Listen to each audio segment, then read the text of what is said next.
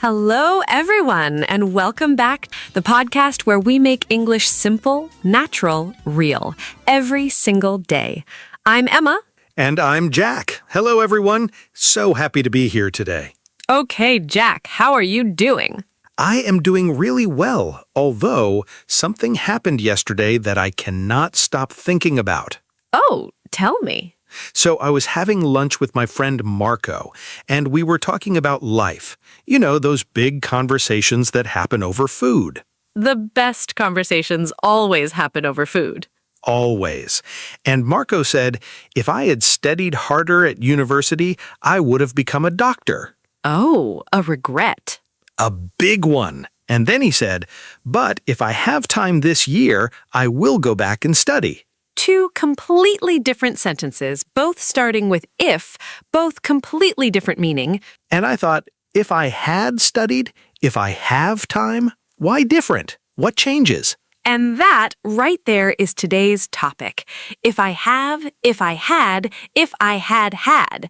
Three forms, three completely different meanings, three completely different situations. And today we are going to make all three simple, clear, natural. Through real stories, real emotions, real life. No complicated grammar tables, no confusing rule lists.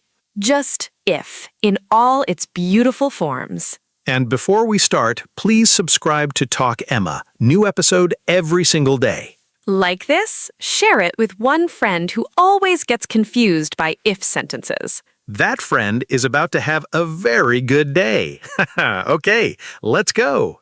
Okay, Jack, before we get into the three forms, I want to say something important, something that makes everything easier. Go ahead. If sentences, they are really about one simple idea: time. Time? Yes, the form of if you use tells the listener when the situation is. Is it real and possible now? Is it imaginary? Is it in the past and cannot change? So the verb form signals the time, the reality, the possibility. Exactly. And once you understand that, if sentences become so much clearer. Okay, use number one. If I have, zero and first conditional, for real situations, real possibilities, things that could genuinely happen. Two types here. Zero conditional, always true, like facts, scientific truths. If plus present simple, present simple. If you heat water, it boils. Always true, every time, scientific fact. If I eat too much, I feel sick. Always happens, my personal truth. If it rains, the ground gets wet. Always, no exceptions. Zero conditional, cause and effect. Always true, no exceptions. If this happens, that always follows. And first conditional, real future possibility, something that could genuinely happen. If plus present simple, will plus base verb. If I have time tomorrow, I will call you. Real possibility, I might have time. If she passes the exam, she will celebrate. Real, possible, could happen. If it rains on Saturday, we will cancel the picnic. Real weather possibility. First conditional, real, possible. The situation could actually happen. And notice, if plus present simple, not if plus will. Never will after if in this structure. You say, if it rains, correct. Present simple after if. Very common mistake, very easy to fix. If I will have time, wrong. You say, if I have time, correct, always. And the result, always, will. If I have time, I will call. If, present simple, result, will. That is the whole formula. And this first conditional so natural in daily conversation. If you finish early, let me know. And let me tell you about something that happened to me last week, a first conditional moment. Tell us. So I was supposed to meet Sophia for coffee on Thursday, and she messaged me in the morning and said, if the meeting finishes before 3, I will come straight to the cafe. Perfect first conditional. Real possibility. She had a meeting. It might finish early. If it does, she comes. If it does not, she does not. If plus present simple, will plus base verb. And it did finish early. She came. We had the best afternoon. Real life first conditional with a happy ending. Now, form number 2, and this one my friend Marco used at lunch. If I had, second conditional, for imaginary situations, things that are not real right now. If plus past simple, would plus base verb. If I had more money, I would travel the world. I do not have more money, imaginary. If she lived closer, we would see each other more. She does not live close, imaginary. If I had a car, I would drive there. I do not have a car, imaginary. Not real, not happening now, just imaginary, a wish, a dream. And this is the key difference from first conditional. First conditional, if I have time, real, possible, could happen. Second conditional, if I had time, imaginary, not real now. If it rains tomorrow, I will stay home. Real, it might rain, genuine possibility. If I lived in Paris, I would go to a cafe every morning. Imaginary, I do not live in Paris. And second conditional for dreams, wishes, hypothetical ideas. Hypothetical, Emma, what does that mean again? Hypothetical means imaginary, based on a what-if scenario, not something actually happening. This is a hypothetical question, but what would you do if you won the lottery? Not real, just imagining. Hypothetically speaking, if you could live anywhere, where would you go? And this second conditional comes up constantly in conversations, especially fun ones. If you could have any superpower, what would you choose? The most classic second conditional question ever. Every English class uses this one. And the answer always would. I would choose the ability to fly. If plus past simple, result, would plus base verb. And one very important thing about second conditional. What? If I were, not if I was, in formal and written English. If I were you, I would apologize. Formal, correct. If I were a bird, I would fly south for winter. Formal, poetic. If I were you, very natural, very common expression. If I were you, I would take the job. My advice to you. Imaginary, I am not you, but imagining. Very warm, very friendly way to give advice. And in spoken casual English, if I was is also heard. If I was rich, I would donate everything. Spoken, casual, natural. Both understood. Were more formal, was more casual. Both correct in different contexts. And now form number 3, the one that surprises people the most. If I had, third conditional for past situations, things that cannot change, regrets, what might have been. If plus past perfect, would have plus past participle. And past perfect, had plus past participle. That is where the double had comes from.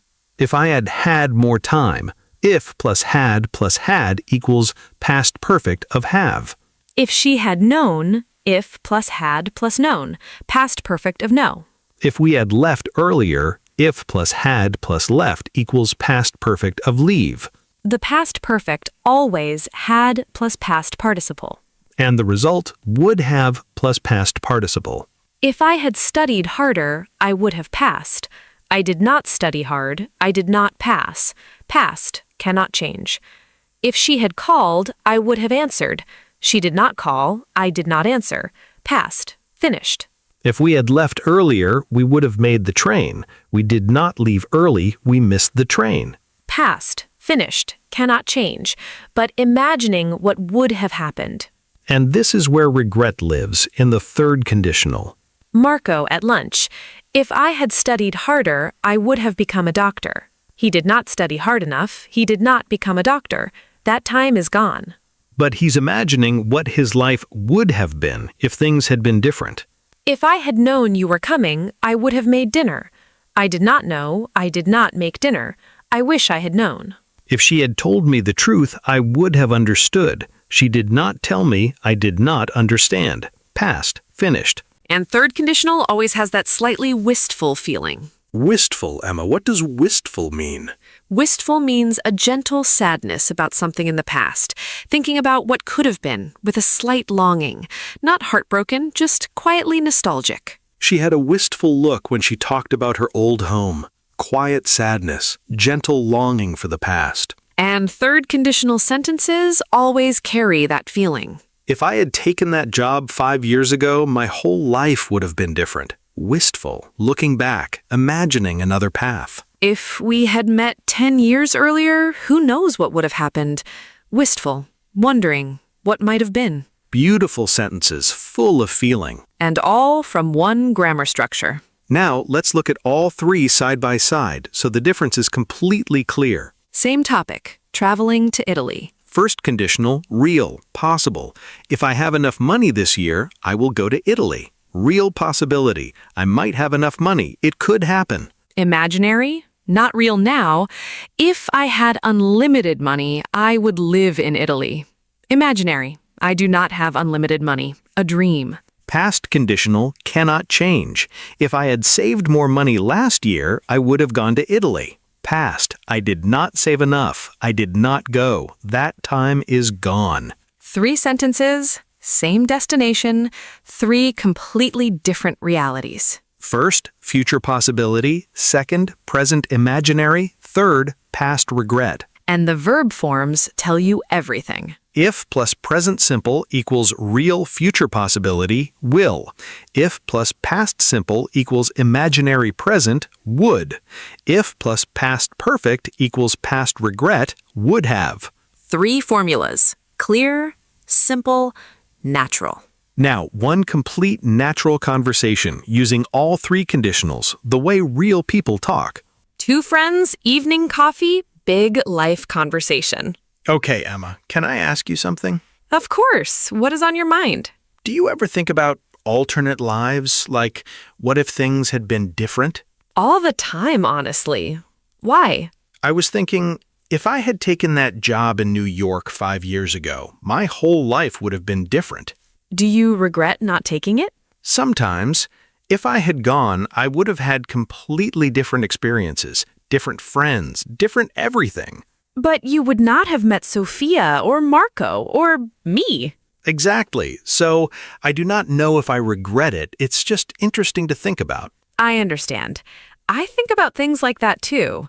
If I had stayed in my old job, I would never have started my own business. Was that a difficult decision? Terrifying. But if I have learned anything from it, it's that fear is not a reason not to try. That's such a good way to think about it. And what about now? Any big decisions coming up? Actually, yes. There's a new opportunity at work. If I apply, I might get a promotion. Then you should apply. I know. And if I get it, everything changes. First conditional. Real possibility. You already believe it could happen. You can't turn it off, can you? Never. But you know what? If I were you, I would apply today. Second conditional. Advice. See? Natural, just like that.